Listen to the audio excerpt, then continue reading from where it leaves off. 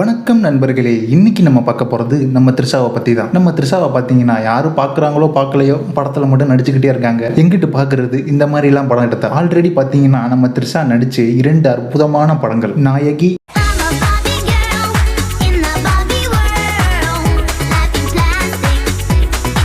கதாநாயகி, அப்புறம் ராங்கி அப்படின்னு 2 அற்புதமான படங்கள். ஒரு படம் வைரம், இன்னொரு படம் வைடூரியம். படமாட அதெல்லாம் ரெண்டும்.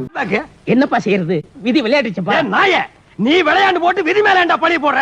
அதுலேயும் இந்த ராங்கி படம் கூட ஏதோ பரவாயில்ல. ஆனால் நம்ம த்ரிஷாவோட பயங்கரமான நடிப்பில் வெளியான நாயகி படம் இருக்கே, வேற்று கிரக ஏலியன்ஸால கூட பார்க்க முடியாது. இப்படி ஒரு கொடூரமான படம் அந்த படம். அந்த படத்தை எடுத்து விட்டு நம்மளெல்லாம் பார்க்க வச்சு நம்மளை கொடூரமாக டார்ச்சர் பண்ணது பத்தாது அப்படின்னு சொல்லிட்டு அடுத்து அவங்க எடுத்து விட்ட படம் தான் ராங்கி. ஆஹா, நமக்கு பேய் படம் ஒர்க் அவுட் ஆகலை, அதனால நம்ம ஆக்ஷனில் குதிச்சிட வேண்டியதான் அப்படின்னு சொல்லி நம்ம த்ரிஷாவோட ஆக்ஷன் அதகலத்தில் ரிலீஸ் ஆன படம் தான் நம்ம ராங்கி. பொம்பளைய கதற விட ஆம்பளையா இருந்தா மட்டும் பத்தாது, அதுக்கு மேலேயும் வேணும், கீழையும் வேணும்.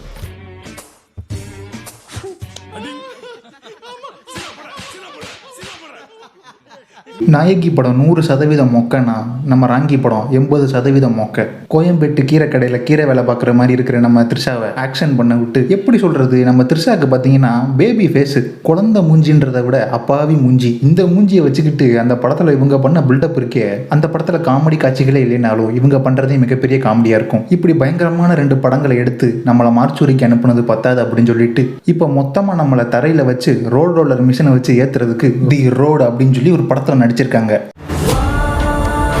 யோசிக்கிறது சரியா தப்பானலாம் எனக்கு தெரியல.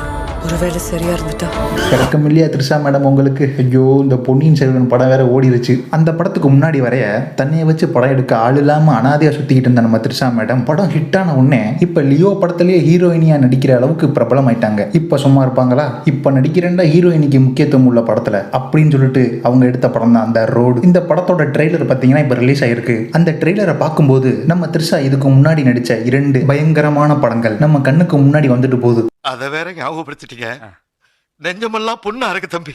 ஆஹா, ராங்கி படத்தையும் கதாநாயகி படத்தையும் மிக்ஸ் பண்ண மாதிரி இருக்கே. இந்த படம் பேய் படம் மாதிரி தான் தெரியுது, அதே நேரம் அமானுஷ்ய படம் மாதிரியும் தெரியுது. ஏதோ ஒரு மிகப்பெரிய ஹாலிவுட் படத்தை பார்த்து மிகப்பெரிய அளவில் இன்ஸ்பயர் ஆயிருக்காரு அப்படின்றது மட்டும் புரியுது. ட்ரெய்லரை பார்க்கும்போது இந்த படம் மிகப்பெரிய பிளாக் பஸ்டர் ஆக போகுது அப்படின்றது நமக்கு புரிய வருது. ஆஹா, என்ன ஒரு ட்ரெய்லர்! பாராட்டி சொல்ற மாதிரி ஒண்ணுமே இல்லை.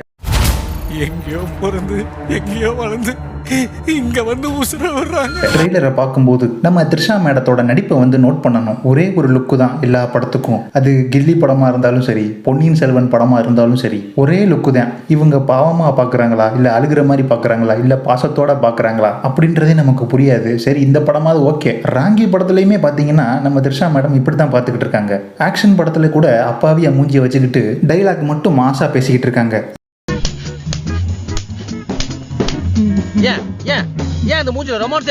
இவங்களோட நடிப்பு எனக்கு பிடிச்ச ஒரே ஒரு படம் என்னன்னு பார்த்தீங்கன்னா பொன்னியின் செல்வன் மட்டும்தான். அந்த படத்தில் மட்டும் உண்மையிலே நல்லா நடிச்சிருப்பாங்க. அதுலேயும் ஒரு சீனில் பார்த்தீங்கன்னா சரத்குமார் ஒரு மீட்டிங் போட்டிருப்பாரு பாருங்க. அங்கனுக்குள்ள வந்து அங்கே இருக்கிற எல்லாருக்கிட்டையுமே பேசுவாங்க. அந்த சீன் உண்மையிலேயுமே சூப்பரான சீனு. சரி, இப்போ ரோடுக்கு வருவோம். இந்த ரோடு படத்தை பார்க்கும்போது நம்ம மேலே லாரி ஏற போகுதுன்றது மட்டும் புரியுது. சரி, வாங்க கதையை பார்ப்போம். பார்க்கும்போது என்ன புரியுதுன்னா, எல்லா ஹீரோயின் ஓரியன்ட் படத்துலையும் வர மாதிரி நம்ம த்ரிஷாவோட கணவர் இறந்து விட்டார். இது இந்த படம் கிடையாது. எல்லா ஹீரோயின் ஓரியன்ட் படத்துலையும் பார்த்தீங்கன்னா என் புருஷன் செத்து இப்போதாங்க 1 மாதம் ஆகுது, அப்படி இல்லைன்னா நானும் என் புருஷனை டைவர்ஸ் பண்ணி இப்போதாங்க 1 மாதம் ஆகுது, அவன் கொடூரமானவங்க, என் பிள்ளைய கூட்டிட்டு நான் வந்துட்டேன். இந்த மாதிரி தான் முக்காவாசி ஃபீமேல் பேஸ் மூவிஸ் இருக்கும். இந்த படத்துலையும் அப்படிதான் நினைக்கிறேன்.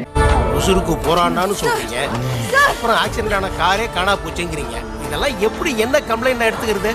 நம்ம த்ரிஷா மேடம் இருக்கிற வேலையெல்லாம் விட்டுட்டு ஹைவேஸ்ல நடக்கிற ஆக்சிடென்ட்டை பத்தி ஏதோ ரிப்போர்ட் எடுக்கிறாங்க போல. இது வேற ஏதோ உண்மை கதைன்றாங்க. இந்த அவெஞ்சர்ஸ் படத்துல, மார்வல் படத்துலலாம் வரும் பாருங்க, உலகத்துக்கு ஆபத்து, நான் காப்பாற்ற போறேன் அப்படின்ற மாதிரி இந்த படத்துல நம்ம த்ரிஷா கிளம்புறாங்க போல. இவங்க முக்க தேடியும் ஒன்றும் கிடைக்காதனால ஜாகிங் போறாங்க, அப்புறம் வாக்கிங் போறாங்க, அப்புறம் அந்த ஹைவேஸ்க்கு நைட்ல போய் தேடி பாக்குறாங்க.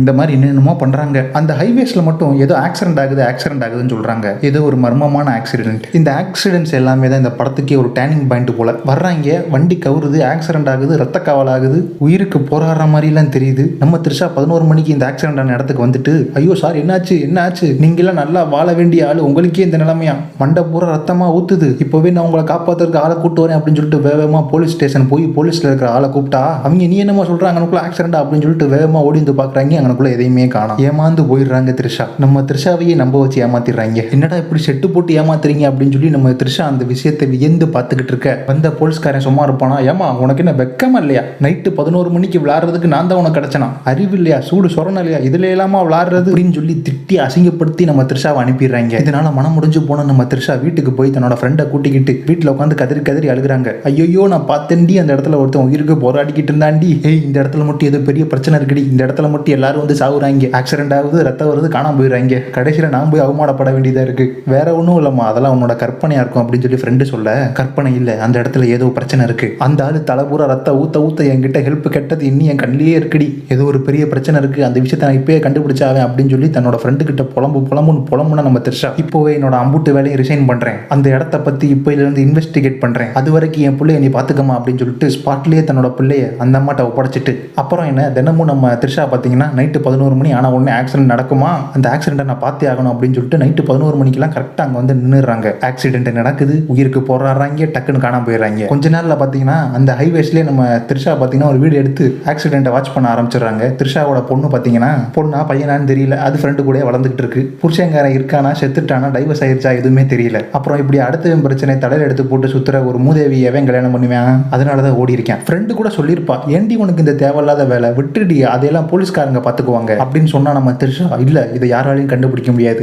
எந்த ஆம்பளையாலையும் இதை கண்டுபிடிக்க முடியாது, என்னால மட்டும்தான் கண்டுபிடிக்க முடியும், இந்த த்ரிஷாவால மட்டும்தான் கண்டுபிடிக்க முடியும் அப்படின்னு சொல்லிட்டு அந்த ஹைவேஸோட மர்மத்தை தேடி அந்த ஹைவேஸ்க்கே போறாங்க. அப்புறம் தான் தெரியுது அங்கனக்குள்ள எங்க செங்க சூழல வேலை பார்த்துக்கிட்டு இருக்க ஒரு பரதேசி நாய் தான் இதுக்கெல்லாம் காரணம் போல. அந்த மாதிரி அவனை ஒருத்தனை காட்டுறாங்க. அவன் பாத்தீங்கன்னா நம்ம குழந்தை பார்வை கொண்ட நம்ம த்ரிஷாவை மண்ணுல படுக்க வச்சு மண்ணு மிதிச்சுக்கிட்டு இருக்கேன். சுருக்கமா கதையை சொல்லணும்னா அந்த ஹைவேஸ்ல யாருமே இல்லாத நேரத்துல வர்ற காரை அங்க இருக்கிற ஏதோ ஒரு பெரிய கேங்கு ஆக்சிடென்ட் ஆக விட்டு அதுக்கப்புறம் கொஞ்ச நேரம் கழிச்சு வந்து அவங்கள தூக்கிட்டு போய் இந்த சடலங்களை வச்சு ஏதோ பண்றாங்க போல. ஒருவேளை உடல் உறுப்புகளை திருடுறாங்களா என்னன்னு தெரியல. இந்த விஷயத்தை நான் கண்டுபிடிச்சே தெரிவேன் அப்படின்னு சொல்லிட்டு நம்ம த்ரிஷா மேடம் இருக்கிற வேலையெல்லாம் விட்டுட்டு சுத்துறாங்க. இதை பார்த்தா பேய் படம் மாதிரிலாம் தெரியல. இந்த ஊர்ல நடக்கிற இந்த விஷயத்துக்கு மெக்சிகன்ல நடக்கிற ட்ரக் கார்டல் பத்தி எல்லாம் பேசுறாங்க. நம்ம டேரக்டர் ஏதோ மெக்சிகன் படம் பார்த்திருக்காரு போல. ஏதோ ஒன்று அடுத்த ராங்கி படமா வராம இருந்தா சரி. ஆஹா இந்த விஷயத்தை எப்படி மறந்தேன், எவ்வளவு பெரிய தப்பை பண்ணிட்டேன். என்னன்னு பாத்தீங்கன்னா நம்ம நாயகி படத்துக்கும் நம்ம ராங்கி படத்துக்கும் நடுவுல ஒரு படம் வந்துச்சு, அது இந்த 2 படத்துக்கே டஃப் கொடுக்கும். அந்த படத்தோட பேர் என்னன்னு பாத்தீங்கன்னா நம்ம த்ரிஷாவோட அபரிவிதமான நடிப்புல ரிலீஸ் ஆன மோகினி.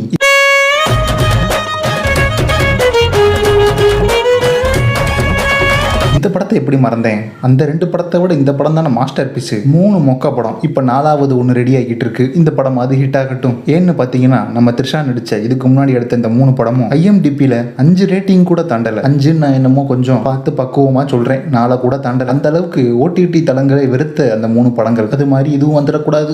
ஒரு பக்கம் பார்த்தா இந்த படத்துல அந்த 3 படத்தோட திவ்ய கடாச்சம் அப்படியே தெரியுது. ஆனா நம்ம எந்த படத்தையுமே ட்ரெய்லரை வச்சு முடிவு பண்ண முடியாது. சில நேரம் ட்ரெய்லர் மொக்கையா இருக்கும், படம் பயங்கரமா போயிடும். அது மாதிரி இந்த படம் கூட ஹிட் ஆகலாம். ஒரு பர்டிகுலர் ஜோன்ல மட்டும் ஆக்சிடென்ட்ஸ் இன்னும் ரொம்ப ஃப்ரீக்வெண்டா நடந்துட்டு இருக்கு.